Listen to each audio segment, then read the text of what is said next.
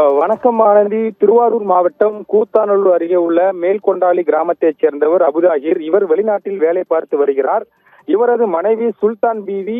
இவர்களுக்கு அஜ்மல் பாஷா என்ற 1.5 வயது ஆண் குழந்தை உள்ளது. இந்நிலையில் சுல்தான் பீவியும் அவரது குழந்தை அஜ்மல் பாஷா மற்றும் அவரது பாட்டி மல்லிகா பீவி 3 பேரும் மேல்கொண்டாலி கிராமத்தில் உள்ள ஒரு வீட்டில் வசித்து வருகின்றனர். இந்த நிலையில் இன்று காலை சுல்தான் பீவி தனது 1.5 வயது மகன் அஜ்மல் பாஷாவை பக்கத்தில் படுக்க வைத்துக் கொண்டு தூங்கிக் கொண்டிருந்தார்.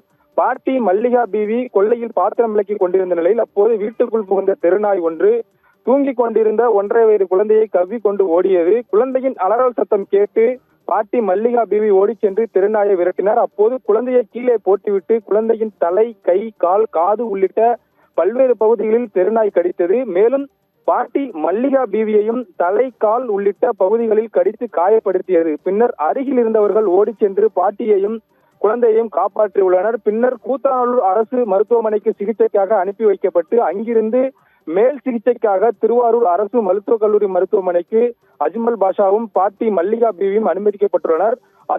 அஜ்மல் பாஷா குழந்தைகள் தீவிர சிகிச்சை பிரிவில் அனுமதிக்கப்பட்டு தற்போது சிகிச்சை அளிக்கப்பட்டு வருகிறார். குறிப்பாக தூங்கிக் கொண்டிருந்த 1.5 வயது குழந்தையை தெருநாய் கவி சென்ற சம்பவம் அப்பகுதியில் பெரும் பரபரப்பை ஏற்படுத்தியது. ஆனந்தி, தகவல்களுக்கு நன்றி ஜெய்விந்த்.